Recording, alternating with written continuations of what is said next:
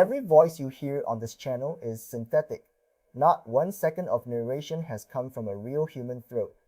And because that is true, I have spent a lot of time thinking carefully about what makes a fake voice actually sound convincing. I have tested a lot of options. I have rejected a lot of options. I have sat through hours of robotic output, wondering if I was just going to have to live with it. And I have eventually found something that works well enough that most people who watch this channel never think to ask. So today I want to share what I have actually learned. Not a ranked list of products, not a brand comparison, just the honest things I now understand about what makes synthetic speech sound human, from someone whose entire production depends on getting it right. What makes a voice sound human? The first thing I had to understand was what I was even listening for. When you sit down and try to evaluate a text-to-speech voice, it is easy to have a vague sense that something sounds bad without being able to name why, and without being able to name it, you cannot fix it. So let me give you the 3 things I ended up learning to listen for, because once you hear them separately, you cannot unhear them. The first is prosody. That is the rise and fall of the voice, the way pitch changes across a sentence to signal meaning, emphasis, and emotion. Human speech does this constantly and naturally. A flat voice, one where every syllable is delivered at the same pitch and speed, sounds robotic even if every single sound is perfect. Prosody is the music of speech, and a voice without it sounds like a machine reading coordinates off a screen. The second thing I listen for is natural pauses and breath. Real speech is not continuous. There are tiny gaps, small hesitations, the occasional breath, a slight slowdown before a key word. These things signal that a mind is behind the voice. When they are absent, or when they are inserted in the wrong places, the brain notices immediately. And the third is consistency. This one matters the most to me personally, and I will come back to it. Can the voice hold up for 10 minutes without losing the plot? The cheap robotic ones. Let me talk through the rough categories you will encounter. I am not going to name specific products because they update constantly, and because I genuinely do not want to shill for anyone or steer you toward a paid service without knowing your situation. But the categories are stable even when the products are not. The first category is what I think of as the cheap robotic ones. These are usually the free tiers, the built into the browser tools, the ones you encounter on government websites and phone menus. The technology behind them has gotten better over the years, but there is a ceiling, and it is obvious. They can get individual words right, but the prosody is missing or wrong. They punch words at the wrong place in a sentence. They rush through clauses that should slow down. They have no breath, no hesitation, just a flat march through the text. For a clip of a few seconds on a meme or a phone system, they are fine. For a 10-minute narration where the listener needs to stay engaged, they will not hold up. People will feel the effort of listening, and they will stop. The good neutral ones. The second category is what I think of as the good neutral ones. These are the mid to upper tier voices from the major cloud providers and the dedicated voice synthesis platforms.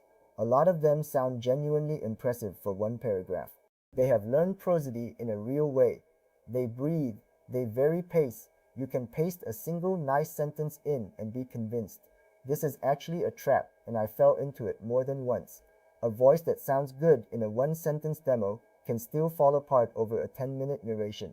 What happens is that the model has learned certain patterns for short bursts, but over a longer piece, the inconsistencies compound. It will nail one paragraph and then sound weirdly flat in the next. It will rush a sentence that needed emphasis. It will place breath in the wrong spot. None of these things are disqualifying on their own, but they add up, and by minute 8, the listener has been quietly jarred enough times that something feels off even if they cannot say why. The good neutral ones are genuinely useful for short content, explainer clips, product demos, anything under 2 minutes.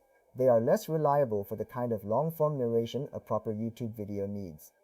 One sentence proves nothing. This is the most important thing I want to say about evaluation, because I wasted a lot of time before I understood it. When I was shopping for a voice, I kept testing voices the wrong way. I would paste in a nice, clean, well-punctuated sentence and listen to how it sounded, and a lot of them sounded great. Then I would record a full 10-minute video with one of them and realize halfway through that something was breaking down. It was inconsistent. It was rushing paragraphs it had been smooth on before. It was losing the tone I needed.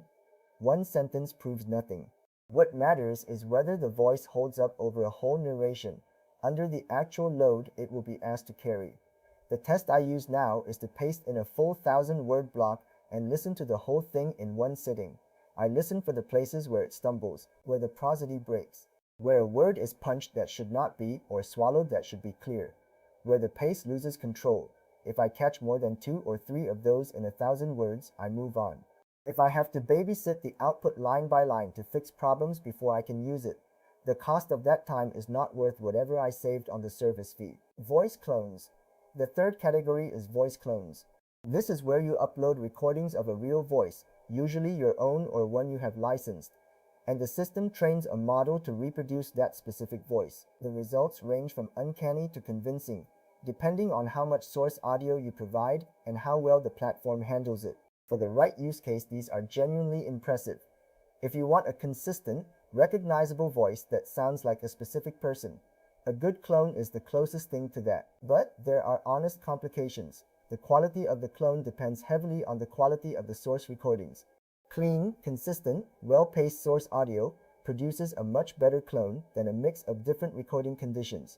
And even a great clone can have a ceiling on expressiveness that the base model did not have, because it is constrained to sound like the source voice, which may not have been the most dynamic speaker in the world. They also carry a metered cost in most cases, and that cost scales with the volume you produce. Where each kind fits, so where does each category actually fit in a real production setup? The cheap robotic ones fit short utility audio, phone scripts, brief UI prompts, internal tooling where nobody is trying to sound compelling. They are fine for their context. The good neutral ones fit a wide middle band. Product demos, explainer clips, anything where you need clean narration but the listener is already engaged with the content and does not need the voice to do emotional heavy lifting. Short YouTube videos, slideshows, course content, that kind of thing. Voice clones fit the cases where identity matters, where you want a recognizable voice tied to your brand or persons, where you want the audience to develop a sense that this is a specific, consistent narrator over time. That is a legitimate goal, and a good clone serves it well. Each category has a real job. The mistake is putting a cheap robotic voice in a situation that needs a good neutral one, or expecting a good neutral one to carry a deep emotional documentary when a clone would serve better. My honest evaluation method. Let me be specific about what I actually do when I evaluate a voice, because I want this to be useful and not vague. I write or paste a block of text that is as close to the real content I will be making as possible, not a showcase sentence. Actual narration with the density, sentence variety, and pacing I use in real videos. I run it through the voice at the settings I would actually use in production, and I listen to the whole thing before I form an opinion. I listen for where the prosody breaks. I listen for unnatural rushes, for flat delivery on sentences that should have weight, for misplaced pauses that cut a thought in two. I listen for the end of long paragraphs, because that is often where a voice starts to drift. If I need to go back and manually coerce the output with extra punctuation tricks or phonetic overrides on more than 1 or 2 phrases, I note that as a real cost, my time is not free, and any time I spend wrestling a voice into shape is time I am not spending on content. A voice that needs constant supervision is not saving me anything. What I use and the honest reason. So here is what I use, and I am going to be straightforward about why.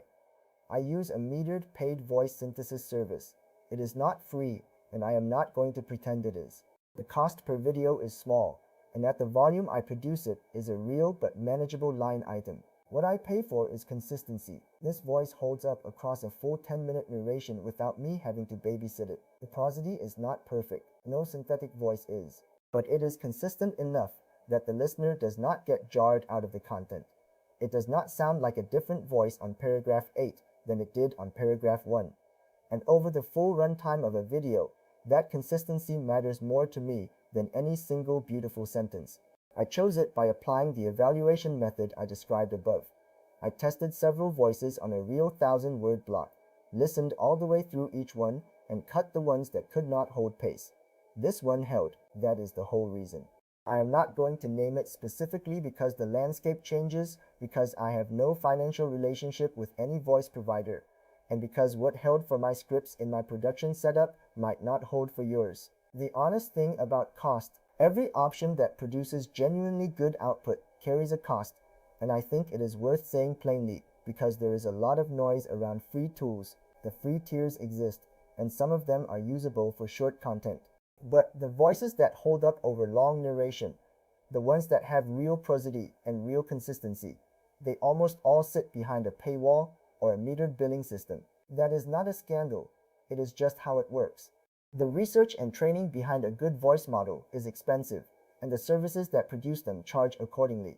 What I would say is that the cost of a good voice service is usually small relative to the time you would spend recording, editing, and re-recording human narration for every video. It is a production tool, and its value is in what it removes from your plate.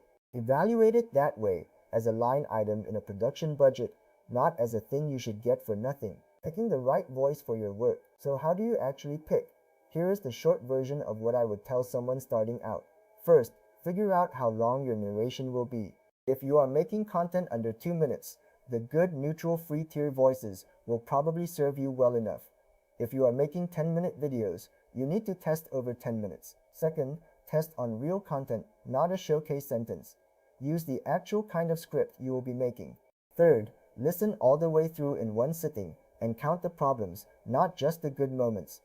Fourth, think about how much your own time costs. If a paid voice saves you an hour of audio editing per video, that math usually works out even at a small monthly cost. And fifth, think about identity. If you want a recognizable voice that ties to your brand over time, that is a voice clone use case. If you just want clean, neutral narration, the good neutral ones are fine. Match the tool to the actual job. The bottom line on picking a voice, here is the simplest way I can put everything I have said. The goal is not to find the most impressive voice in a one-sentence demo.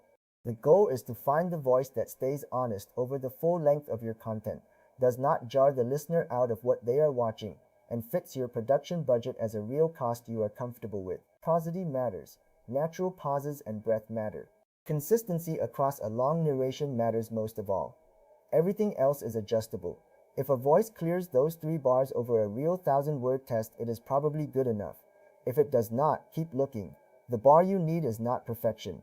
The bar you need is consistency, and that is achievable with what is out there right now. If this kind of honest, no hype look at how a faceless channel actually works is useful to you, subscribe and follow along.